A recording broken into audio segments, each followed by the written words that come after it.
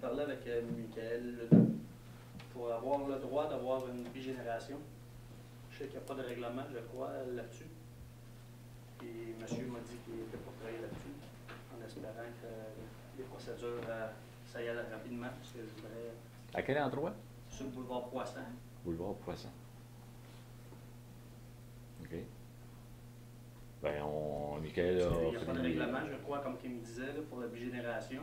En effet, il n'y a pas la section bigénération dans le règlement de zonage, donc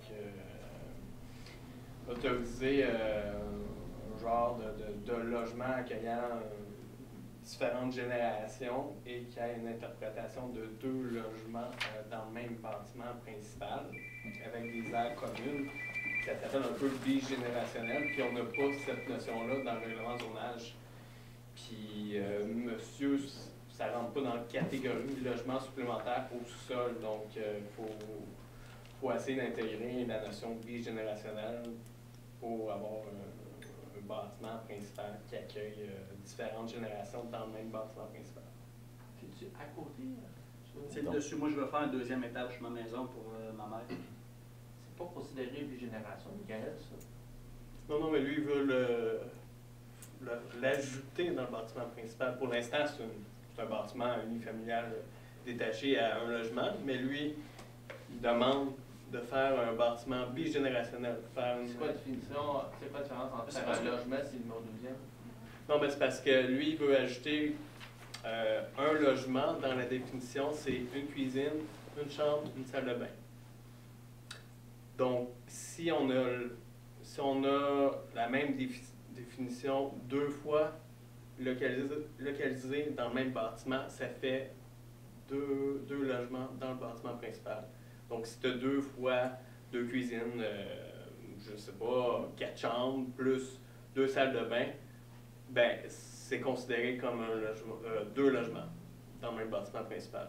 Et pourquoi que ça soit considéré comme bigénération et non juste Parce que je veux pas un bloc avec 2 c'est logements? pas un duplex que je veux. C'est quoi la différence? Ben, la différence, c'est taxes sur tous ces trucs-là. Non.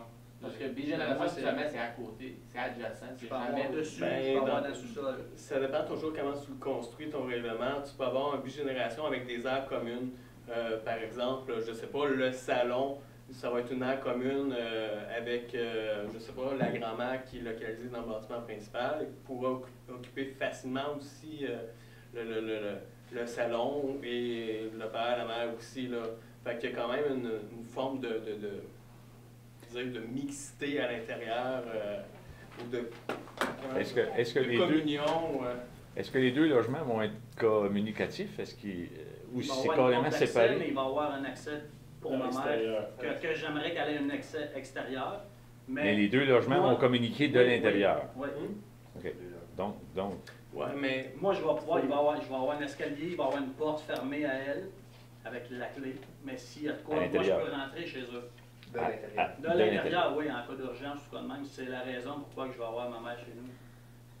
mais le but, c'est aussi d'éviter qu'il y ait 2 logements, qu'on autorise les bifamiliales dans les zones unifamiliales détachées. Par exemple, comme chez vous, on veut éviter qu'on se retrouve avec des logements locatifs, avec du logement privé, puis avoir une certaine confusion avec les usages principaux dans le milieu. Puis ici, on ajoute un peu une notion bigénération qui va seulement être axée au niveau familial. Donc, c'est sûr qu'il faudra faire un suivi que le logement supplémentaire pour la bigénération soit exclusivement pour la famille et non pour un logement pour louer pour différentes personnes qui cherchent un logement. C'est juste vous éclairer. Au sens de la loi pour l'électricité, une bigénération, tu ne peux pas avoir 2 compteurs. Non. Tu ne peux pas avoir un compteur. Hydro-Québec a statué que pour une bigénération, c'est qu'un compteur unique. Fait qu'en quelque part, c'est comme une grande maison familiale. Techniquement, vous pourriez peut-être jouer là-dessus, parce que je pense que vous ne l'aviez pas voté jamais de bigénération dans tout le réseau de Nepierville, il n'y en a pas. Non. Non, Fait que, à quelque part, il y a un permis d'agrandissement de maison, puis Il y a un numéro de porte, c'est juste qu'il ne peut peut-être pas avoir 2 adresses civiques pour la poste. C'est ça. Son courrier va rentrer avec la même adresse pour tout le monde. C'est supposé être de la famille. Le seul problème, quand les gens font ça, c'est quand les parents meurent, ben, il reste avec une grande maison, tu ne peux pas mettre des locataires là-dedans parce que par la loi, ça communique d'un à l'autre. Fait que je pense que les conseils précédents ont peut-être pensé que ça valait pas. Parce qu'il y a eu une mode, mais c'est bien tendance à baisser. C'est mieux de t'acheter un duplex à Star. Puis après, tu as le duplex, ouvre la porte Déplacer entre dans les les deux. résidences. Qu'est-ce qui est la grosse mode? OK, ben écoute, tu as les informations. Oui, c'est ça. Fait que Ouais, je ça va voulais juste suivre son cours. apporter le Ça point. va Parce suivre que son cours. il m'a dit qu'il travaillerait sur le dossier. C'est beau. J'avais pas de doute, c'est juste que je voulais venir en parler. C'est sa job.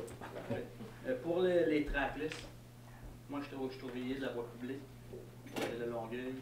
On travaille juste avec ça, nous autres, des tracklists.